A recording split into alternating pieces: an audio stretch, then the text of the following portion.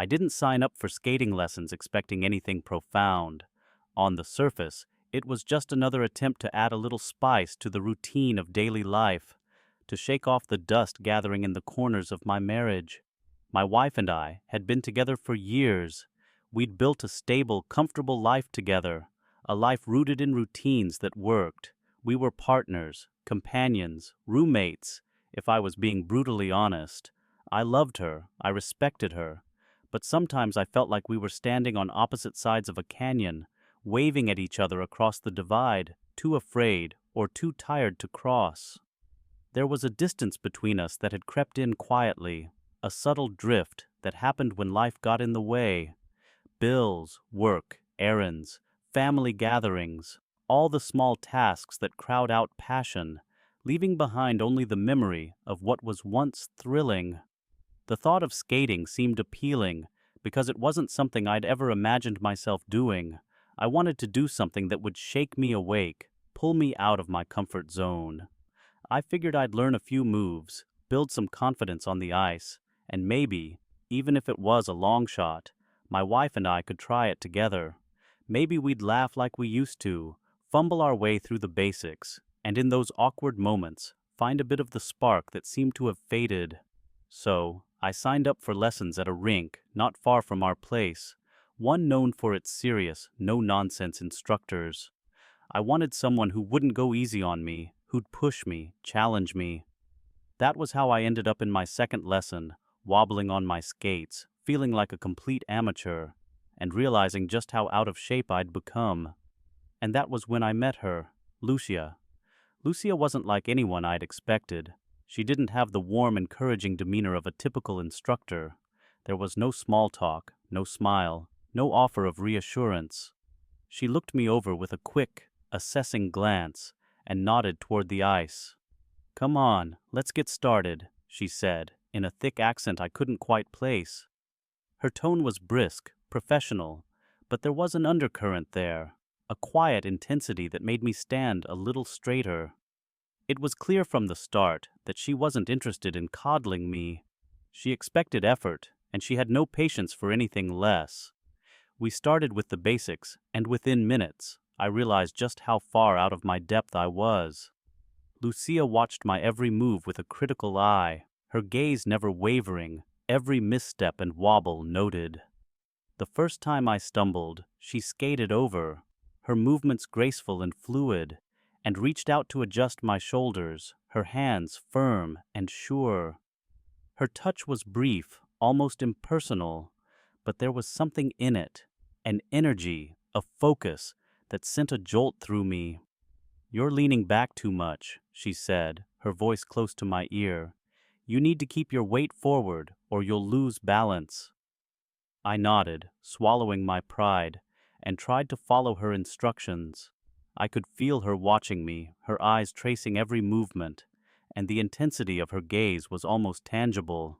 She wasn't here to make me feel good. She was here to make me better, and in some strange way, that made me want to push myself harder. I found myself hanging on her every word, every correction, eager to prove that I could keep up. As we went through the lesson, the awkwardness began to fade, replaced by a kind of rhythm, a connection between us that was unspoken but undeniable. Lucia didn't smile or offer words of encouragement, but there was something in the way she looked at me, a flicker of approval in her eyes when I got it right, and that small, silent nod of acknowledgement felt like a reward. I hadn't felt that way in years, noticed, appreciated, challenged. By the end of the hour, I was drenched in sweat, my muscles aching in ways I hadn't felt in ages. My legs were shaky, my breath heavy, but there was a sense of satisfaction, a quiet pride that I hadn't felt in a long time. I skated off the ice, Saoshi, feeling exhilarated, alive in a way I hadn't been in years, and as I walked toward the benches, I caught a glimpse of myself in the glass walls of the rink. I barely recognized the person looking back at me, a little older, a little rough around the edges, but there was a spark there, a glimmer of something I'd thought was long gone. Just as I was about to head toward the locker room, I noticed another man walking toward the rink, a tall, athletic guy with an easy confidence about him. He had that kind of natural grace that made him stand out, even in a crowd. His gaze was sharp, focused, and as he approached the ice, I saw Lucia's face change. She didn't smile, but there was a flicker of something there, a familiarity, an ease that hadn't been there when she'd looked at me. They exchanged a quick nod, a silent greeting, and I felt an odd pang of something I couldn't quite name. I assumed he was another instructor, maybe someone she worked with regularly. They had that kind of quiet understanding between them, a rapport that didn't need words. I brushed off the feeling and headed to the locker room to change, still riding the high of the lesson. The satisfaction of pushing myself, of feeling something that had been dormant for far too long. In the locker room, I took my time, savoring the lingering adrenaline, the way my heart still thumped with excitement. I thought about how I'd tell my wife about the lesson, how maybe I'd even convince her to join me someday. I imagined us skating together, laughing and sharing in something new. For the first time in ages, I felt like I was breaking out of the fog, like I was connecting with a part of myself I hadn't seen in years. When I walked out of the locker room, though, I noticed something strange. The rink was quieter than it had been before, almost empty.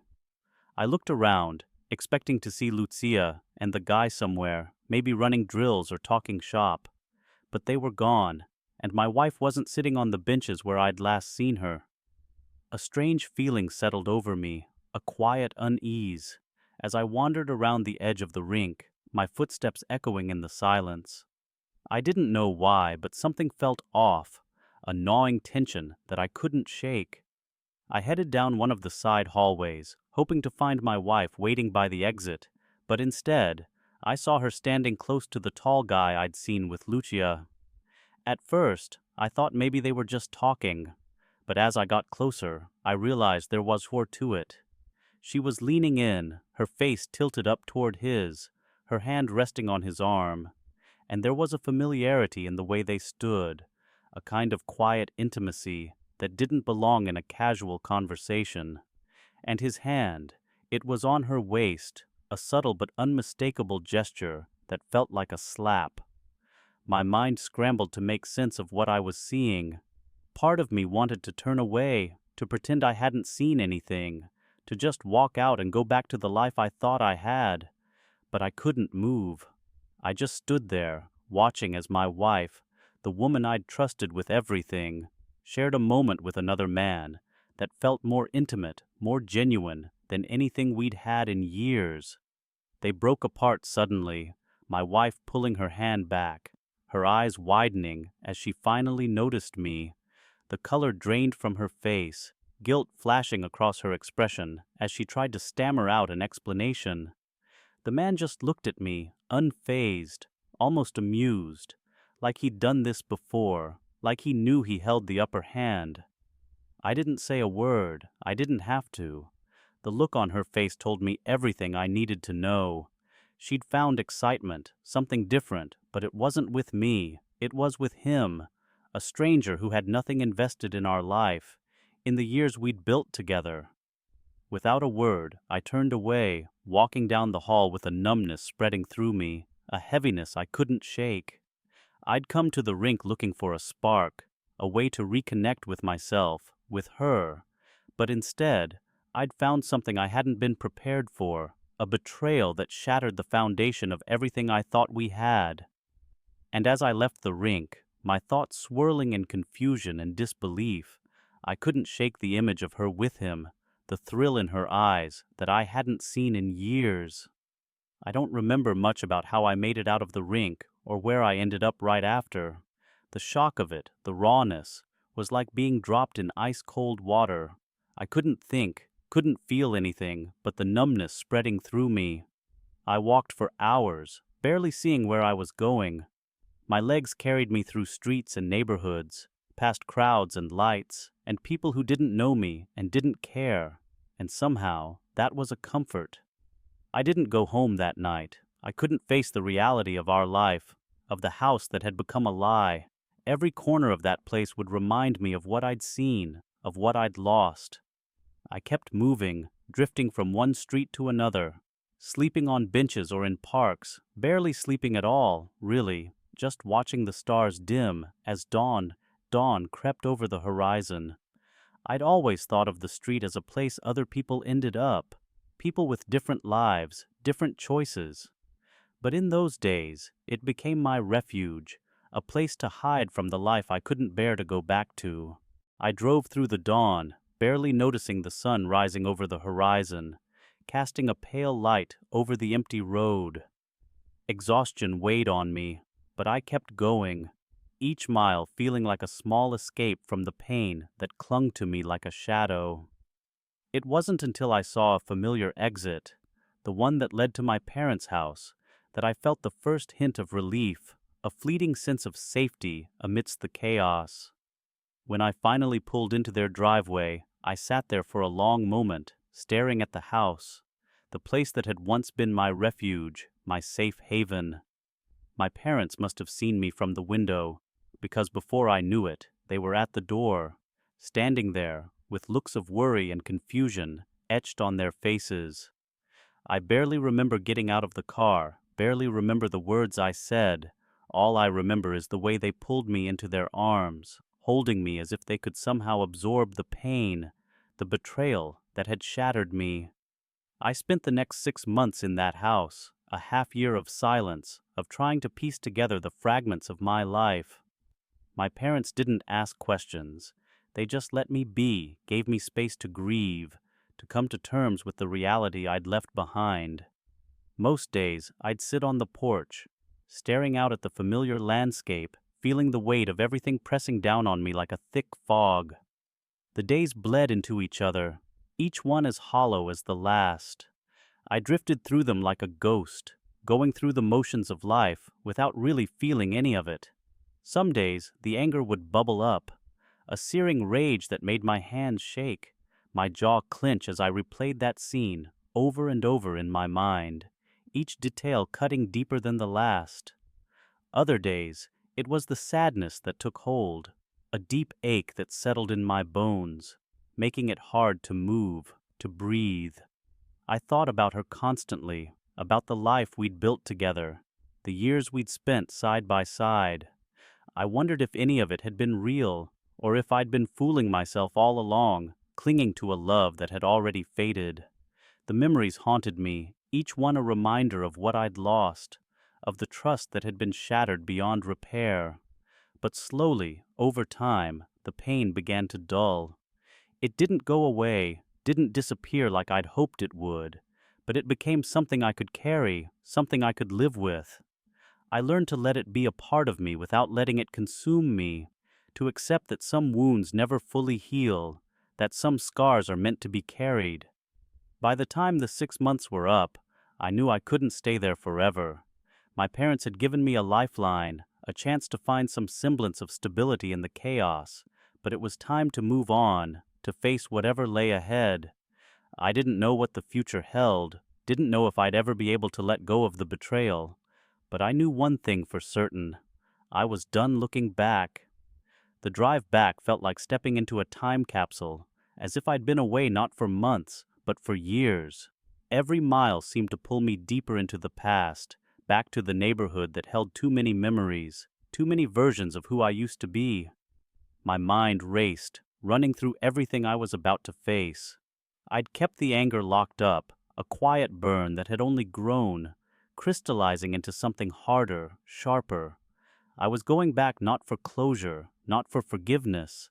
I was going back to settle a score. When I finally reached my street, everything seemed disturbingly normal. Kids played on lawns, neighbors tended to their gardens, and the air was filled with the distant hum of everyday life. But the second I spotted my house, all that faded. My jaw clenched as I took in the sight. She'd made changes, as if putting her own mark on what was once ours. New flowers filled the garden, cheap patio furniture littered the porch. Things I'd never have picked out. It was as if I'd been erased. I parked a few houses down and got out quietly, careful not to make a sound. Every step toward the house felt heavier, a slow build of adrenaline and anger tightening in my chest. I approached cautiously, moving along the side yard, and when I looked in through the front window, the scene hit me like a punch to the gut. They were inside, her and him, my ex-wife and my former skating instructor, laughing, sharing an easy comfort that stung, more than any betrayal. She was curled up on the couch, her legs draped over him, their heads close as they shared some secret joke.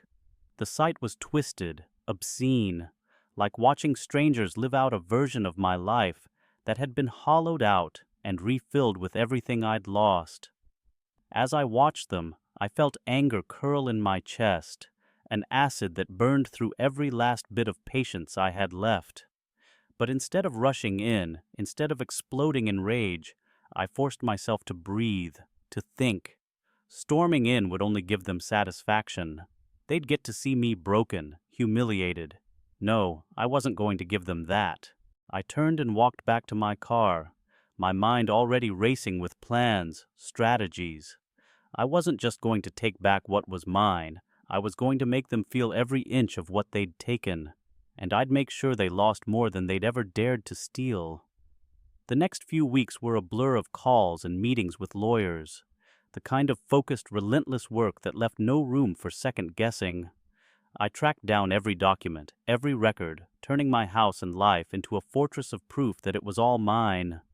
My lawyer, sharp and ruthless, took one look at the case and assured me we had more than enough to win. Finally, the day of the court hearing arrived, and when she walked in with her attorney, she had this smug little smirk, as if she were untouchable. But that smirk faded fast as we laid everything out in meticulous detail. Property deeds, bank statements, even messages and records that proved her betrayal. I saw her face pale, saw the cracks forming in her composure as each piece of evidence hit her like a hammer. She tried to fight back, of course.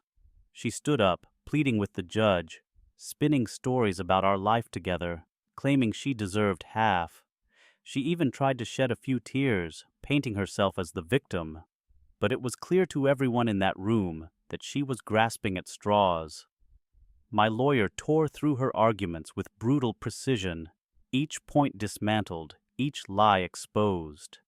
There was no sympathy, no mercy, just cold, hard facts. When the ruling came down in my favor, I barely contained the satisfaction. The house was mine, undisputed, and the court ordered her to pay $200,000 in damages, a sum that would crush her financially. I could see it in her eyes, the desperation, the realization that everything she'd schemed for was slipping away. She stood there, stunned, trying to gather the shreds of her dignity, but there was nothing left to cling to. As we left the courtroom, I caught a glimpse of her talking to the instructor, her face a mask of panic, as if clinging to him would somehow salvage everything she'd lost. But his face told a different story. He was looking at her the way someone looks at an old newspaper, something used up and discarded. He shook his head, hands in his pockets, a thin-lipped grimace that barely hid his disgust.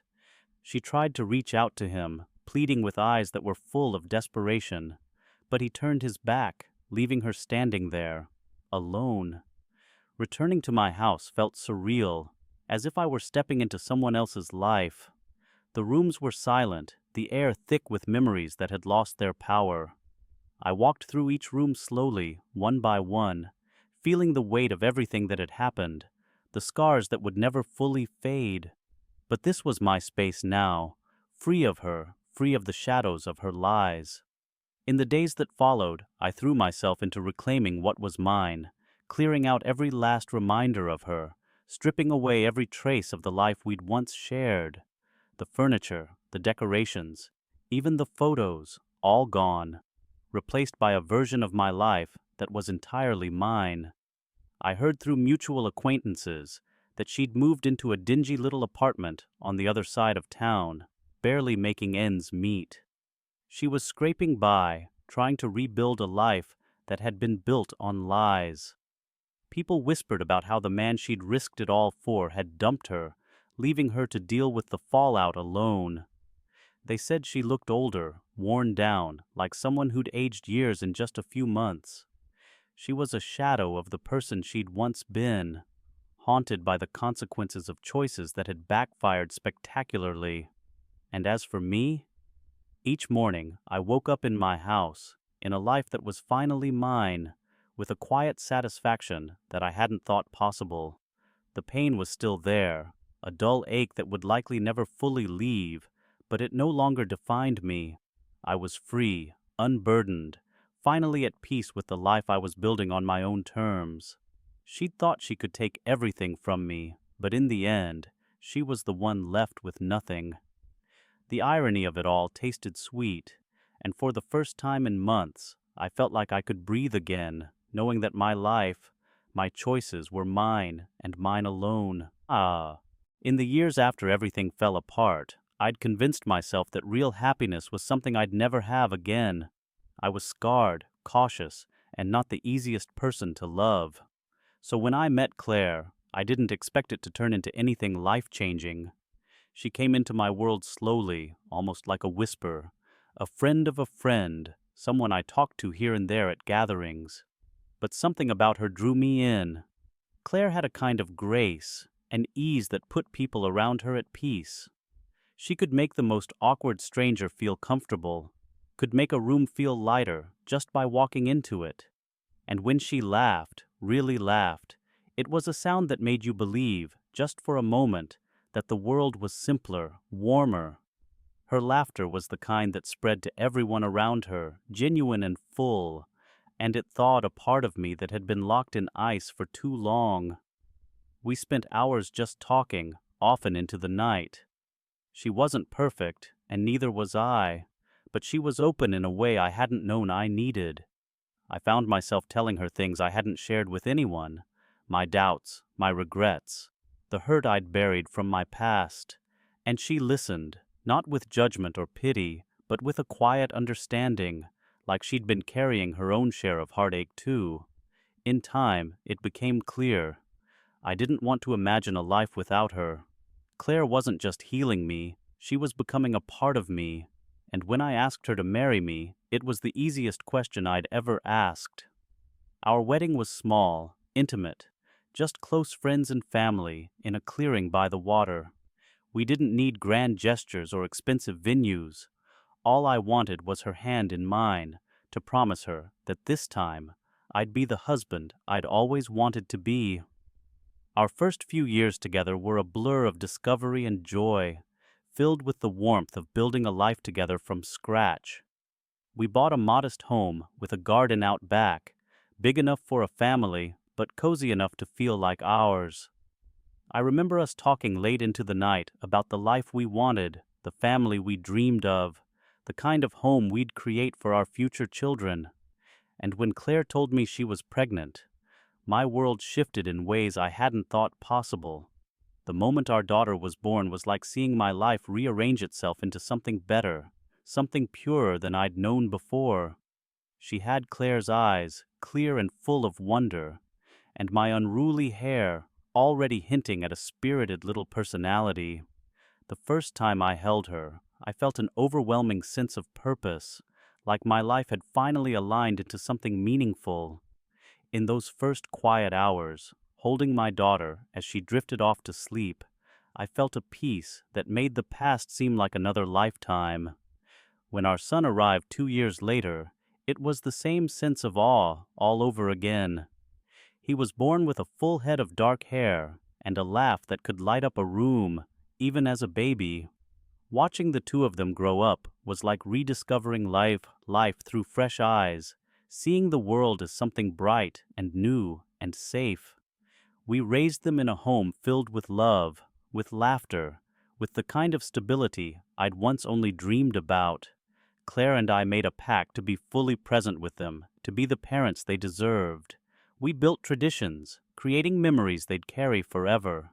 Sunday morning pancakes, movie nights with popcorn piled high. Summers spent chasing each other around the yard, with the sprinkler spraying every which way. Our lives became beautifully ordinary, each moment a testament to the life we'd built from scratch. The years slipped by, each one adding a layer of love and comfort to our lives.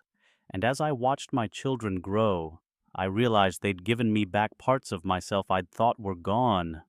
They had this way of asking questions that made me rethink everything, of seeing beauty in the smallest details, a caterpillar on a leaf, a raindrop sliding down a window. I could see pieces of Claire in them too, our daughter's empathy, our son's quick wit. They were growing into people I admired, and I found myself quietly humbled by the responsibility of being their father. Claire and I grew too. Our relationship deepened over the years, becoming something that felt solid and unbreakable. We were each other's partner, confidant, and friend. And it wasn't always perfect. There were hard days, tired days, moments when life felt like a balancing act. But we handled it together, trusting each other in a way that made even the challenges feel worth it. There were nights when I'd lie awake, watching her sleep beside me, feeling a deep, abiding love I'd never known was possible.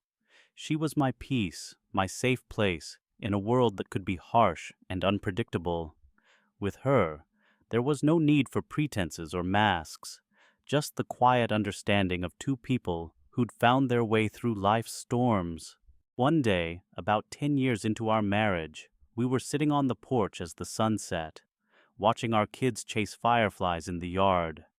The sky was painted in shades of pink and orange, the kind of sunset that made you believe in magic, and Claire leaned her head on my shoulder, her hand resting on mine. I looked at her, at the way her eyes crinkled when she smiled, at the light in her face as she watched our children, and in that moment, everything felt complete. I never thought I'd find happiness after what I'd been through.